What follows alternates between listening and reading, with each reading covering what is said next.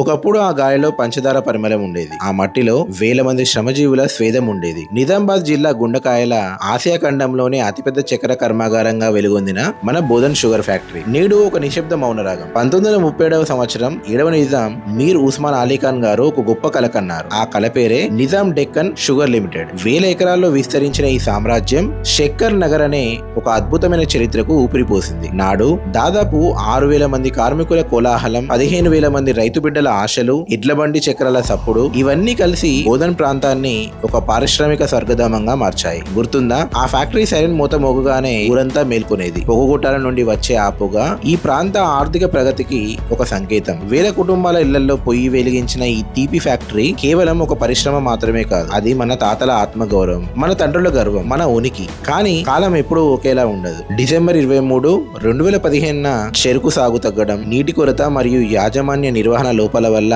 నష్టాలు వస్తున్నాయని పేర్కొంటూ అప్పటి ప్రైవేట్ భాగస్వామి డెల్టా షుగర్స్ ఈ ఫ్యాక్టరీని మూసేసింది. అప్పటి నుండి నేటి వరకు ఆ గేట్లు తెరుచుకోలేదు. ఇది మూసివేయడం వల్ల ప్రత్యక్షంగా బోధన్, మెట్పల్లి, మెదక్ యూనిట్లతో కలిపి సుమారు 3,000 మంది రెగ్యులర్ మరియు క్యాజువల్ కార్మికులు రోడ్డున పడ్డారు. వీరిలో దాదాపు 200 మంది శాశ్వత ఉద్యోగులు ఉండేవారు. పరోక్షంగా ఫ్యాక్టరీ మూతపడడం వల్ల ఒక్క బోధన్ ప్రాంతంలోనే దాదాపు 10,000 నుండి 15,000 మంది రైతులు మరియు రవాణా రంగంపై ఆధారపడ్డ కుటుంబాలు ఆర్థికంగా దెబ్బతిన్నాయి. తుప్పుపట్టిన యంత్రాలను చూస్తుంటే ఒక అద్భుతమైన చరిత్ర కళ్ళ ముందే కరిగిపోతున్నట్టు అనిపిస్తుంది. 6,000 మందికి అన్నం పెట్టిన ఆ కర్మాగారం నేడు వెలవెలబోతుంది. చెరుకు పండించే రైతు కళ్ళల్లో కన్నీరు, ఉపాధి కోల్పోయిన కార్మికుల ఆవేదన నేటికి ఆ ఫ్యాక్టరీ గోడల మధ్య ప్రతిధ్వనిస్తూనే ఉన్నాయి. కానీ గుర్తుంచుకోండి, చరిత్ర చనిపోదు. అది ఎప్పుడో ఒకప్పుడు మళ్లీ ప్రాణం పోసుకుంటుంది. 2026లో వినిపిస్తున్న పునఃప్రారంభపు అడుగులు నిజమవ్వాలని, ఆ పాత రోజులు మళ్లీ రావాలని, మళ్లీ ఆ సైరన్ మోదతో బోధన్ ప్రాంతం పులకించాలని మనందరం ఆకాంక్షిద్దాం. ఎందుకంటే